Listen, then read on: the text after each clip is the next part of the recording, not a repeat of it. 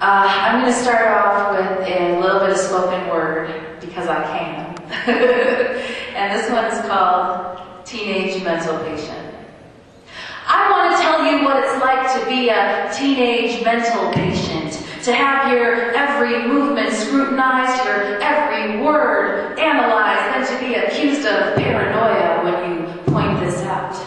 This is what I learned inside. In order to get out, you have to hide what you feel. You have to lie until you don't even feel real. It's torture, and after enough pain, you learn how to play the game.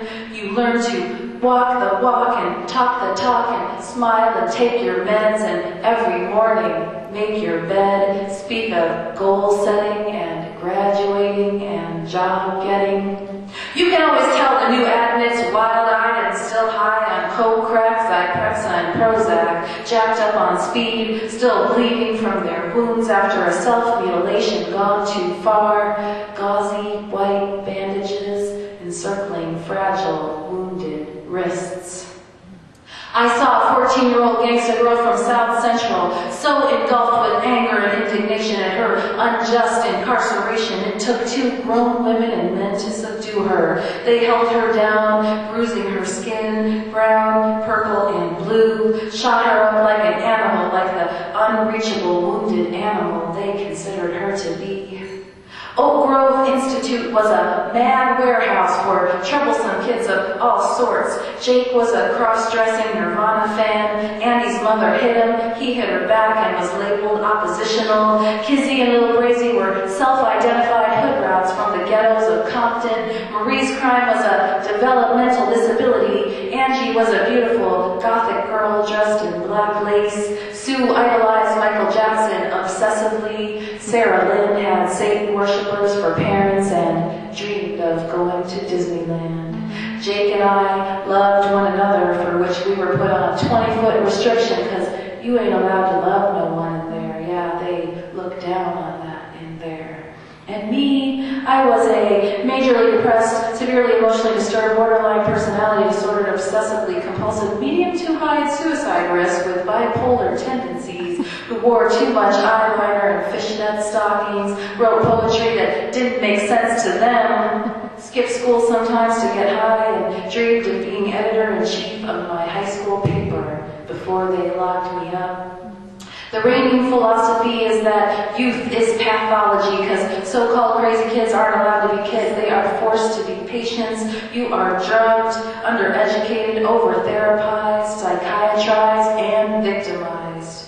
This is all for your own good, said the staff, and that would make us laugh, because this is what we learned on the inside. It's not life on the streets, turning tricks for the next high. It's not being a poor immigrant kid, doing what you gotta do to get by. It's not daddy's touching. It's not mommy's drinking. It's your own disordered thinking. And we don't mention the word trauma, because here's the explanation for your life's drama. Your brain is broken, and we'll fix it with institutional food, lack of sunlight and fresh air. We'll fix it with drugs. We'll fix it all with drugs, the newest drugs, the legal drugs.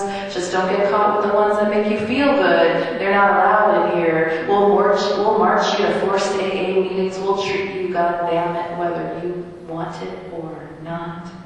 I remember us crazy girls, wild with boredom and rage, scraping anarchy symbols into our skin with an eraser, the only weapon we possessed, trying to erase the skin that held us in, watching scab turn into scar, growing bitter and old inside, watching the days go by.